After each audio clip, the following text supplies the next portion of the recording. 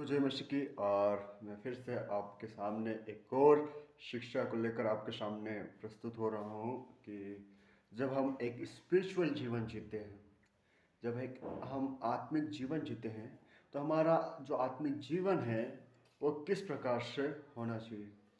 जब हम लूका 9:23 में पढ़ते हैं तो वहाँ पर प्रभु हमको अपना क्रूस उठाने की बात करता है। और प्रभु ने जब वो प्रभु यीशु मसीह जब कह रहे हैं अगर कोई मेरे पीछे आना चाहे तो अपने आप से इनकार करे और अपने क्रूस को उठाकर मेरे पीछे आए। वाकई में प्रभु यीशु मसीह ने वो सारी चीज़ें दिखाई क्योंकि प्रभु यीशु मसीह जो क्रूस था वो उन्होंने अपने जीवन में उठाया था। इसलिए वो क्रूस को लेकर चल रहे थे और उस क्रूस पर उन्होंने तमाम प्रकार की पीड़ाएं सही, दर्द सहा और हमें हमारे पापों की क्षमा दे दी। उस क्रूस पर उन्होंने बहुत सारी चीज़ें हमें देखने को मिली। उतना उन्हें दुख दर्द हुआ कि आप कहते हैं कि प्रकृति भी उससे इस हालात में देख नहीं सकी और अंधेरा छा गया था कुछ समय के लिए और ये सारी चीज़ें हो गई थी। लेकिन जो हमारा आत्मिक जीवन है हमें किस प्रकार से जीना है।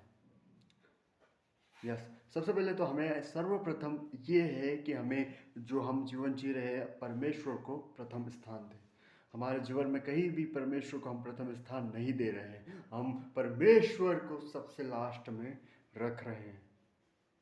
परमेश्वर से जुड़ी बातें, स्पिरिचुअल बातें और कई ऐसी बातें हैं जो हम परमेश्वर से हम ज़्यादा कनेक्टेड नहीं हैं। हम केवल जब हमें कुछ चाहिए रहता है या अलग अलग प्रकार की हमारे जीवन में जब प्रॉब्लम्स आती है, समस्याएं आती है, अलग अलग प्रकार की सिचुएशंस हमें घेर लेती है, जब भी हम प्रभु के पास रहते हैं।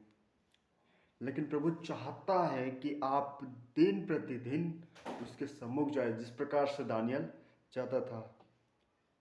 लेकिन अगर आप जब प्रभु यीशु मसीह के पीछे चलते हैं तो एक बात याद करिए, अपने मन में सोचिए, विचार करिए। प्रभु यीशु मसीह कहता है अगर कोई मेरे पीछे आना चाहे तो अपने क्रूस को उठा ले। क्या वाकई में आप वो क्रूस उठा सकेंगे या नहीं उठा सकेंगे? अगर आप वो क्रूस उठाकर प्रभु यीशु मसीह के पीछे हो लेते हैं तो आपको उस क्रूस पर चढ़ना भी पड़ेगा। जितना दुख दर्द तकलीफ प्रभु यीशु मसीह ने सहा, हो सकता है कि आपके जीवन में भी वे तमाम प्रकार के दुख तकलीफ आ सकती है। मैं समझाने की कोशिश करूँगा। स्टैन परिवार था और वो परिवार बहुत ही विश्वास में मजबूत था।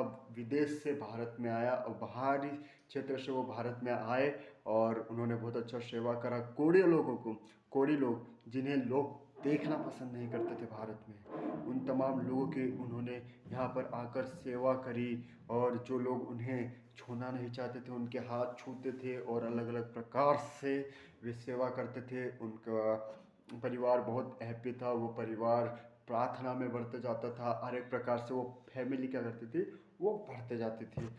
तभी अचानक से कुछ लोगों को अब उनके बारे में पता चल गया कि ये सुसमाचार फैलाते हैं, ये लोगों को भला करके ऐसा ऐसा करके उन्होंने भी तमाम चीज़ें उनको पता चल गई और वो कई दल के थे और उन्होंने क्या करा, जो उनका परिवार था वो एक स्टैन और जो आदमी था और उसके दो लड़कों को उन्होंने जिंदा उस आग में जला दिया। उनका कोई दोष नहीं था, उनका कुछ कसूर नहीं था, उन्होंने कुछ गलती नहीं की। उनके साथ ये सारी चीज़ें क्यों हुई? सोचने वाली बात है। अगर आपके साथ नहीं हुई तो क्यों नहीं हुई? सोचिए, प्रभु यीशु मसीह हमें खुद एक आदर्श दे गया, सब कुछ हमें दे गया और उन्होंने क्या किया, वो पूरे परिवार ने प्रभु यीशु मसीह को अपने हृदय के अंदर बिठा रखा था। उन्होंने प्रभु को अपने जीवन में क्या करा था, ओढ़े रखा था। सॉरी। किस प्रकार से उनकी गवाही हमें बहुत ही मजबूत बनाती है। और जब वो परिवार उनका शांत हो गया, जब उनकी बीवी और एक बेटी थी, उन्होंने फिर से प्रभु को चुना और फिर से वो प्रभु के पीछे चले और प्रभु की उन्होंने सेवा की। सोचिए, क्योंकि उन्होंने अपना जीवन प्रभु को दिया था। जब हम स्तिफनुस के बारे में देखते हैं तो स्तिफनुस पे किस प्रकार से वो पथराव कर रहे थे, किस प्रकार से उस पर पथराव कर रहे थे, लेकिन वो गवाही देते रहा, वो रुका नहीं, वो गवाही देते रहा और आखिर में कहता है, हे पिता इन्हें क्षमा कर क्योंकि ये नहीं जानते कि ये क्या करते। क्या वाकई में हमारा ऐसा नेचर है, या हम आखिरी तक विश्वास योग्य कह सकते हैं, क्या हम आखिरी तक उस खुदा के सामने विश्वास योग्य है या नहीं? क्या हमारा विश्वास वाकई में प्रभु यीशु मसीह जैसा है? क्या हमारा भरोसा प्रभु यीशु मसीह पे है? या जिस प्रकार से प्रभु यीशु मसीह ने अपना एक दुख भरा जीवन, जब वो मिनिस्ट्री में आए तो उन्होंने कितना क्या कुछ सहा, उन्होंने दुख सहा, उन्होंने अलग अलग प्रकार के अपमान सहे, अलग अलग प्रकार से वो भागते गए यहाँ से उधर, यहाँ से उधर। क्यों? क्योंकि वे परमेश्वर के प्रेम को अपने अंदर से दिखा रहे थे और वे जानते थे कि अपने प्रेम को किस प्रकार से लोगों को जाहिर करना है। सोचिए, वो परमेश्वर के स्वरूप में होकर उसने अपने आप को परमेश्वर नहीं समझा।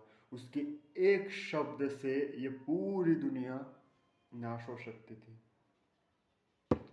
लेकिन वो क्यों भागता फिरा? वो हमें आदर्श देगा और वो चाहता है कि जितने भी तमाम प्रकार की आत्माएं उस नरक के कुंड में जो नाश हो रही है, वह तमाम प्रकार की आत्माएं बचाई जाए।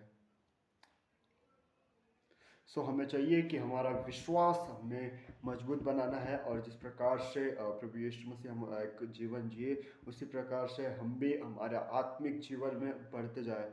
सोचिए, एक परिवार था, मैं देख रहा था जब वीडियो मेरे पास आया तो वहाँ पर एक फैमिली थे, सॉरी, एक वीडियो बन रहा था और एक सामने फास्टर्स था और कुछ लोग वीडियोस बना रहे थे और उसके सामने तलवार थी, अलग अलग प्रकार के हथियार थे और उसके पास में ले जाकर उसको बोलते हैं तो ये बोल, और फिर वो बाइबल पे उसने पैर रखा, अलग अलग प्रकार की चीज़ें उसने की।